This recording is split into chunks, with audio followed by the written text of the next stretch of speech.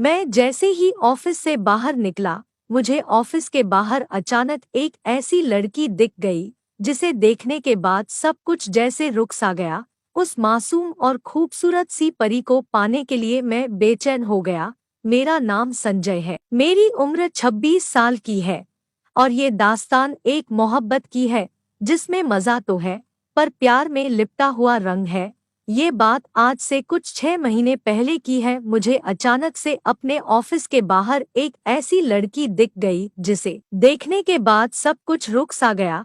मेरे हाथ में लगी हुई सिगरेट गिर गई। इसका एहसास मुझे तब हुआ जब मैं सिगरेट पीने के लिए अपने खाली हाथ को उठा रहा था। अचानक थोड़ी देर में वो लड़की कहीं गायब हो गई और मैं बेचैन हो उठा।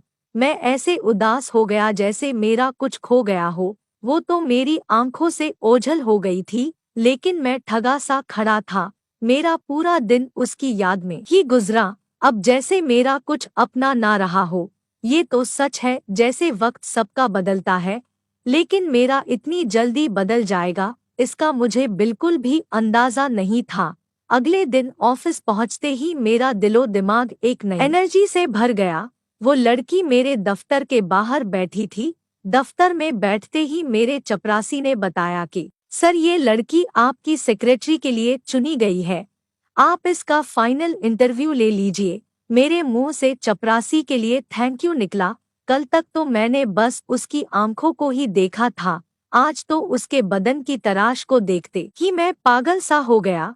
बिल्कुल स्लिम, कोई 21 साल की एकदम नाजुक सी लड़की, एक बार छू लो तो निशान पड़ जाए। मैंने उसका इंटरव्यू लिया और नाम काम जानने के बाद भी उसे काम सिखाने की बात बोलकर मैंने उसे अपनी सेक्रेटरी की पोस्ट दे दी। उसका नाम निशा था।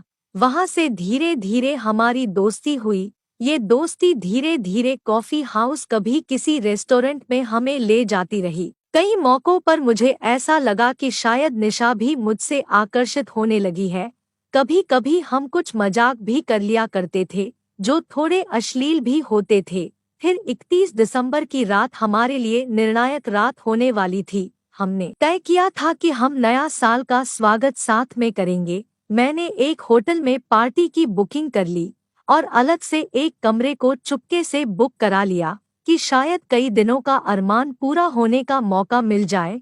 रात को 9 बजे हम होटल पहुंच गए। आज उसने पहली बार पार्टी ड्रेस पहनी थी। आज मिलते ही मैंने सबसे पहले उसे एक हल्का सा हक किया, वो भी जैसे मुझमें समा गई। मैंने तभी उसके कान में कहा, खूबसूरत लग रही हो। निशा ने जवाब में थैंक्स बोला। इसके बाद हम दोनों थोड़ा और अधिक फ्री हो गए और हम दोनों ने पार्टी सेलिब्रेशन में थोड़ी बियर पी ली। निशा पीती नहीं थी, लेकिन मेरे कहने पर उसने 2 पैग जरूर पी लिए। फिर हम दोनों ने डांस किया। डांस क्या था, बस यूं समझो कि हम दोनों एक दूसरे के बाहों में झूमते ही रहे। उसकी इस तरह की हरकत बता रही थी कि वो मेरे ऊपर अपना सब कुछ लुटा देना चाहती थी। फिर 12 बजे के बाद मैंने उसका हाथ पकड़ा और पार्टी से अलग ले जाते हुए उस कमरे तक आ पहुंचा जहां हम दोनों अंदर आए और कमरे का दरवाजा बंद कर दिया। भीड़ और डीजे की आवाज अब शांति में बदल चुकी थी, लेकिन हमारी आंखें अब आपस में बात कर रही थी। उसके बाद हम दोनों ने एक दूसरे के कपड़े को हटाया और उसको इस हाल में देखकर मैं बिल्कुल पागल हो गया था। इतना खूबसूरत बदन मैंने आज तक नहीं देखा था।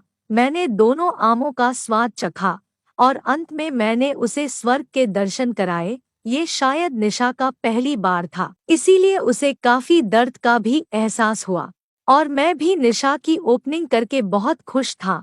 हम दोनों लोग अब सुबह तक उसी हाल में थे। तो दोस्तों, आपको ये कहानी कैसी लगी? अपनी राय कमेंट बॉक्स में जरूर बताएं और ऐसे ही वीडियो देखने के लिए चैनल को सब्सक्राइब करके घंटी के बेल को भी दबा दे। धन्यवाद।